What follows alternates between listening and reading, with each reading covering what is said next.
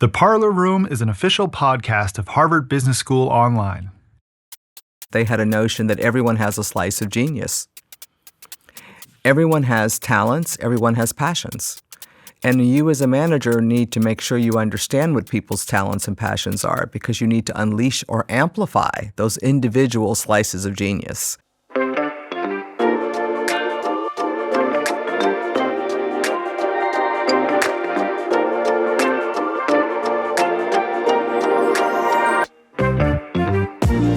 Welcome to the Parlor Room, where business concepts come to life. My name is Chris Linnane. I'm the creative director at Harvard Business School Online.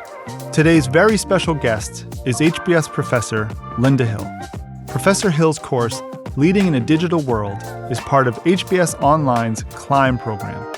CLIMB stands for the Credential of Leadership, Impact, and Management in Business. We talk about Linda's paradoxes of management and what type of leadership it took to produce the Pfizer COVID vaccine in record time. This is a great episode, so let's get started. Welcome to the Parlor Room.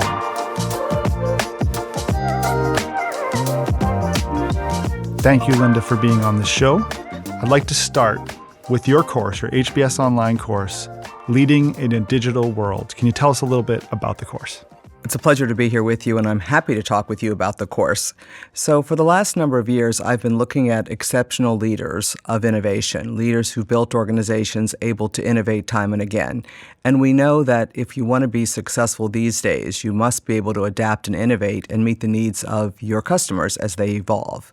So the course really focuses on what does it mean to be an effective leader when you actually have digital tools and data to enable you to be able to innovate and meet the needs of your customer.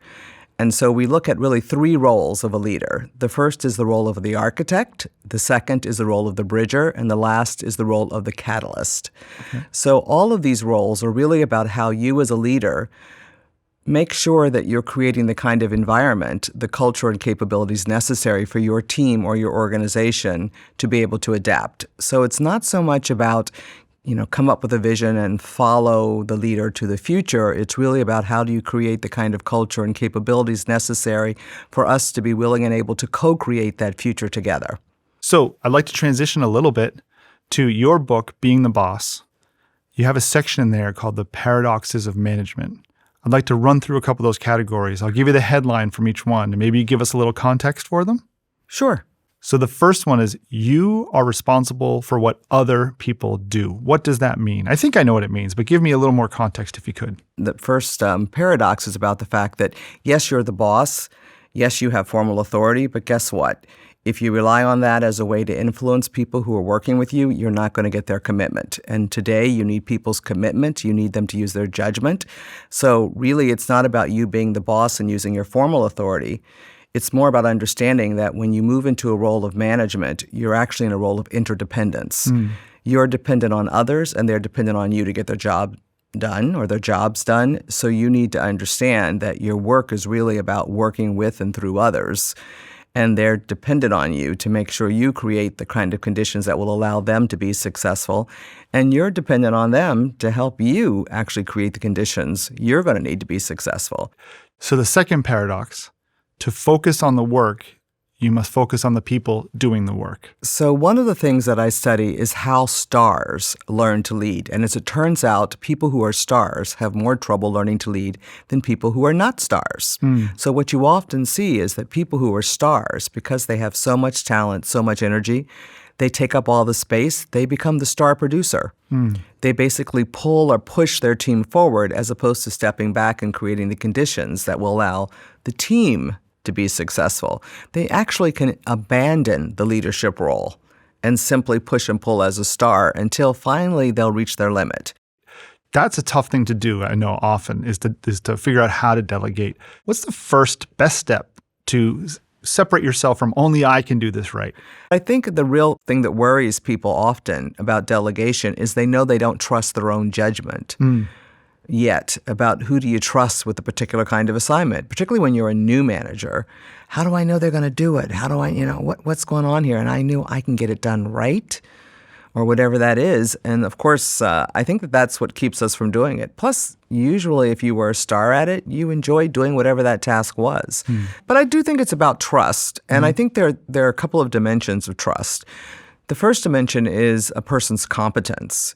And usually, not always, when you're the manager, you may have more experience and therefore feel you are more competent on a task than the person you're thinking you're going to delegate to. Don't know, not always, because you can have more experienced people on your team as well. The second dimension of trust is really character. So competence tells you they know what the right thing to do is. Character tells you they want to do the right thing.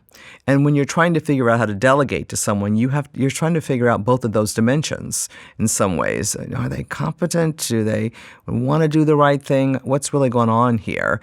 And I think until you've been managing for a while, your capacity to make those judgment calls really, you learn how to do it. You learn what is really evidence that someone is competent, what is really evidence that of someone's character, that they really have that enterprise-wide view. They're going to think about that, the bigger picture, as they're working on this particular task in the way that you would have done. All right, our third point, you must make the group a cohesive team without losing sight of the individuals on it. So this is a tricky one for very experienced managers as well. Of course, you want to make sure that the organization, or your team rather, has a sense of shared purpose and a sense of shared values. And ideally, some notion of sort of rules of how they're supposed to interact with each other and think through problems or opportunities together. So when you create that kind of context, that is what allows you to create the sense of a community or belonging of a group of people to a team.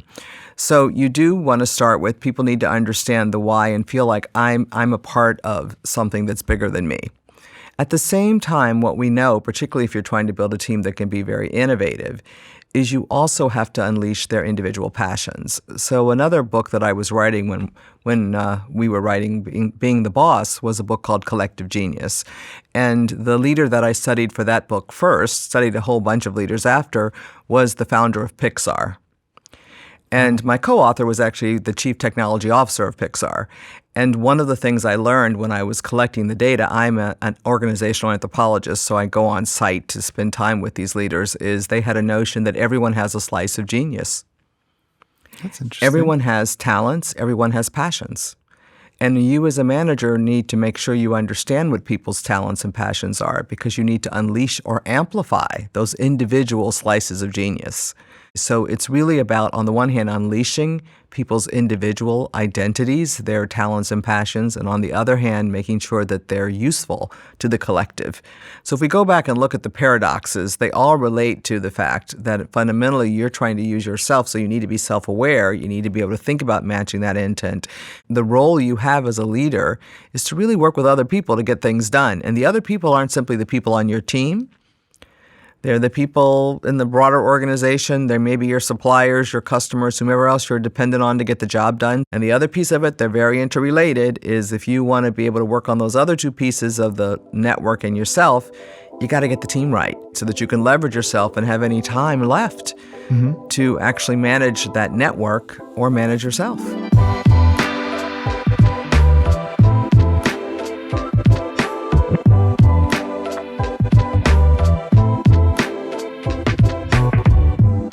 What's a good example of a leader as a successful change agent?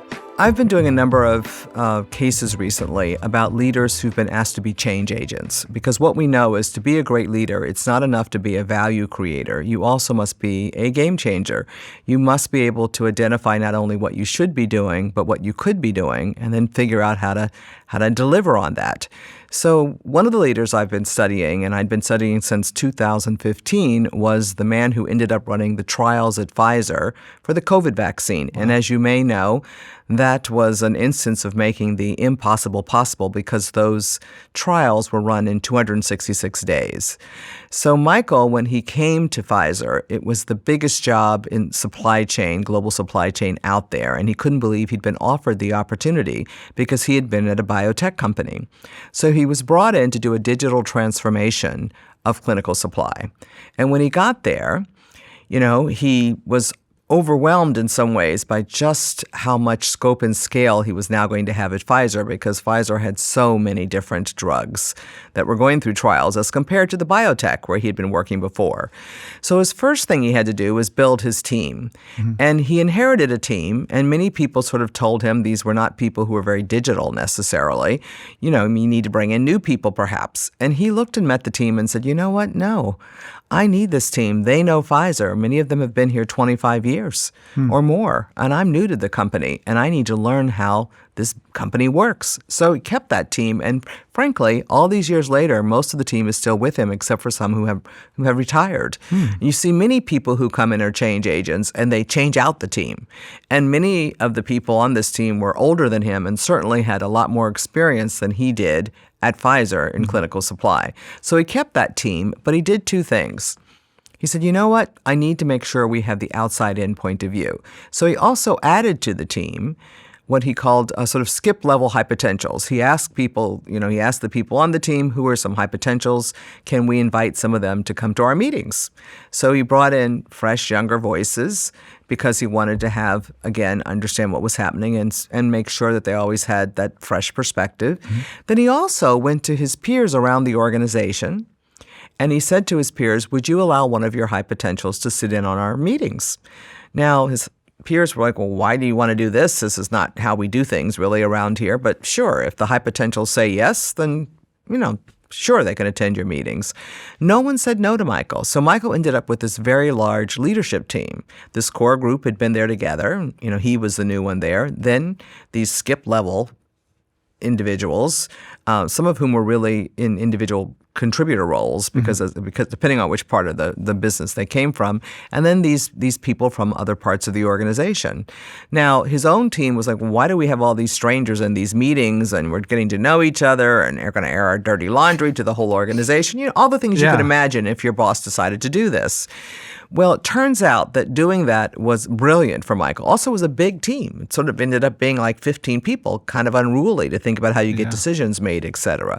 So years later, when they found themselves having to do the COVID vaccine and run that, one of the things that people told me about why they were able to do it is they were very agile because everyone in the organization knew what they did, and they knew what everyone else in the organization did because he had put these people on the team and they had kind of grown up together. Sure. So because there was that knowledge and that trust, when they needed something, when Michael called or one of his team members called and said, we need your group to do XYZ for us so we can get this done, they knew the people. There was already a relationship in an organization that was fundamentally fairly siloed.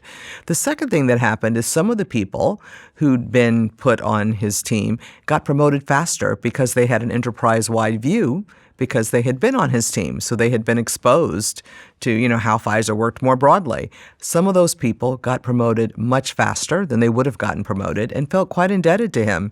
So when he would call and say, I need you to do X, they'd think, I owe Michael. They told me this because Michael's one of the reasons I got promoted so fast. So because he had built those relationships in part to help him understand the organization, but also he knew they needed to work in a more collaborative way, that was one of the things that many, many people told me led to his being able to be successful. So this whole issue of understanding that leadership is not just about your team or the people report to you. Leadership is also about managing those relationships with people. That context around you is something that he really understood. Now, most people don't think of that network piece as being about leadership. They think about it as being about politics, right? Yeah. There are politics, but it is a leadership role, and it's critical because and I know now, if you want to execute seamlessly, if you want to innovate, a lot of that work is horizontal.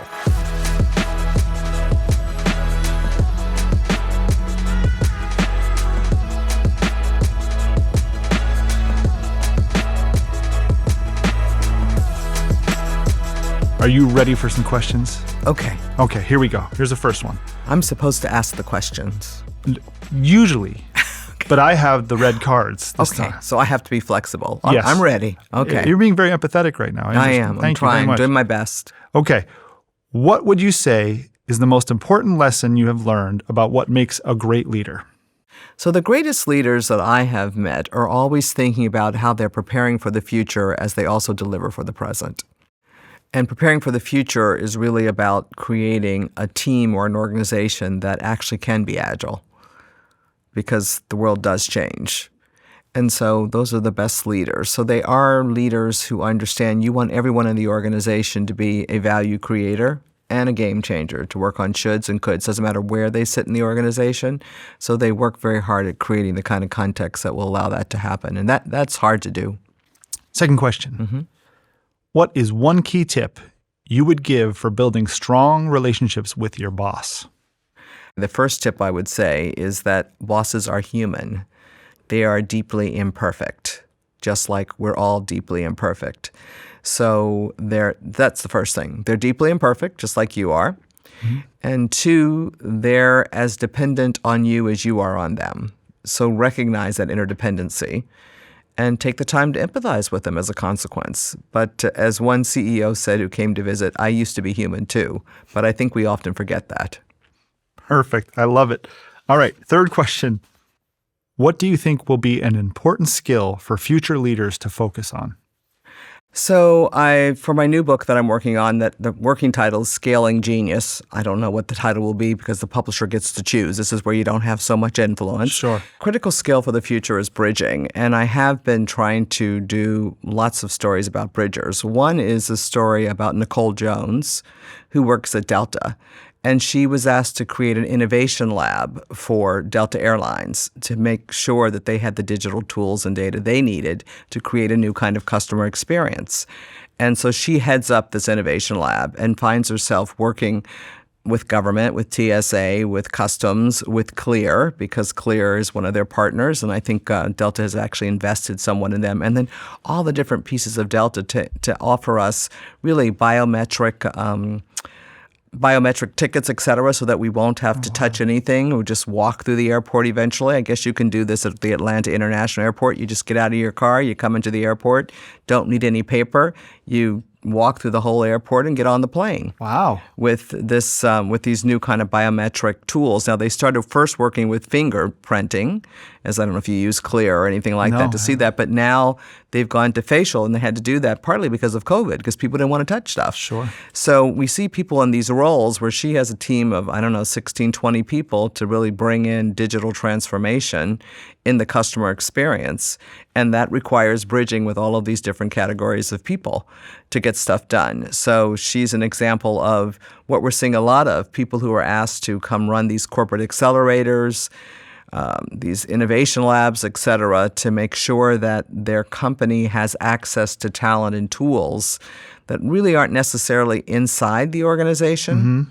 So she's sort of the bridger between all the startups they're working with to get this stuff done and the internal parts of the organization that have to operate the way an airline needs to operate very efficiently and safely, et cetera. So she's a bit of a buffer and a translator because, again, what we see is most organizations don't have what they need inside. Or Raja, who works for the government in Dubai, was asked to create an innovation lab on the metaverse. So she's been traveling.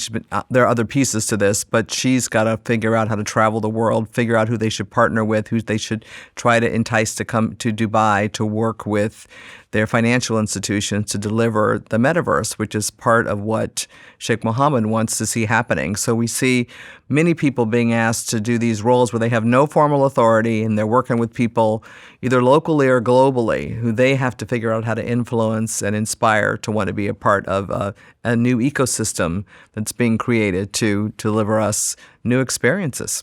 So these bridgers, I hadn't really thought about it as such a specific category, but they're so essential based on where we are now and will carry a lot of influence as well. Oh, for sure. They're very, the two that are really fun for me are two airlines. They were engineers at ANA, the airline industry.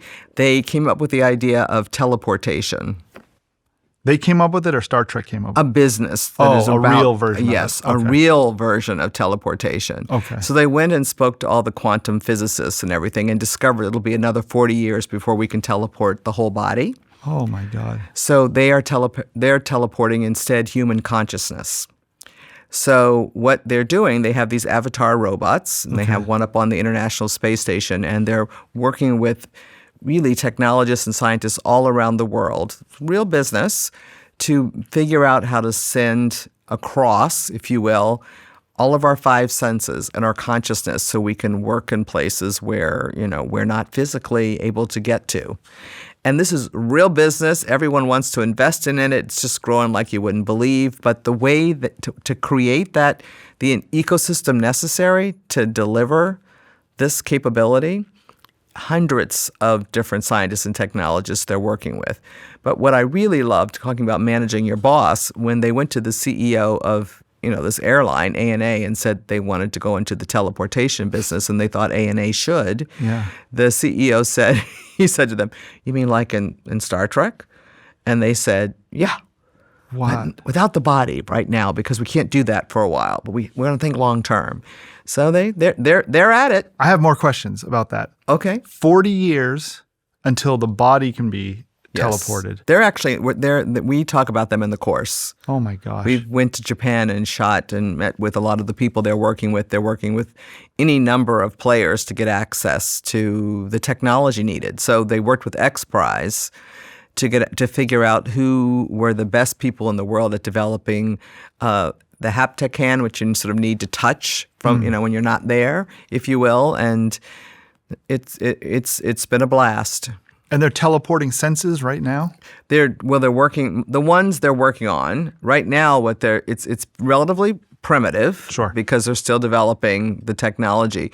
Even if you think about the Wi-Fi issues you and I have, so to try to teleport even voice or sight or something to some locations where they're trying to go is not easy.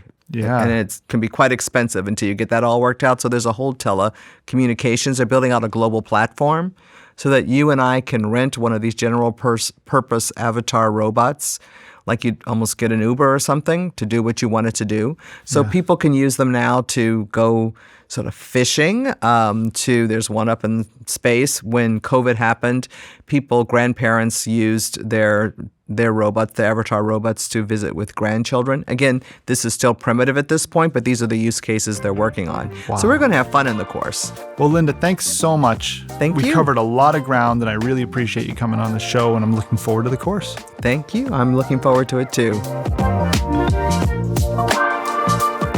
If you'd like to learn more about Professor Hill or her HBS online course, Leading in a Digital World, please visit us at theparlorroompodcast.com. Remember to follow us on LinkedIn, Facebook, X, Instagram, and TikTok. My name is Chris Linnane. Thank you for listening. If you're enjoying The Parlor Room, please share the show with your friends and subscribe, rate, and review it wherever you get your podcasts. Thank you.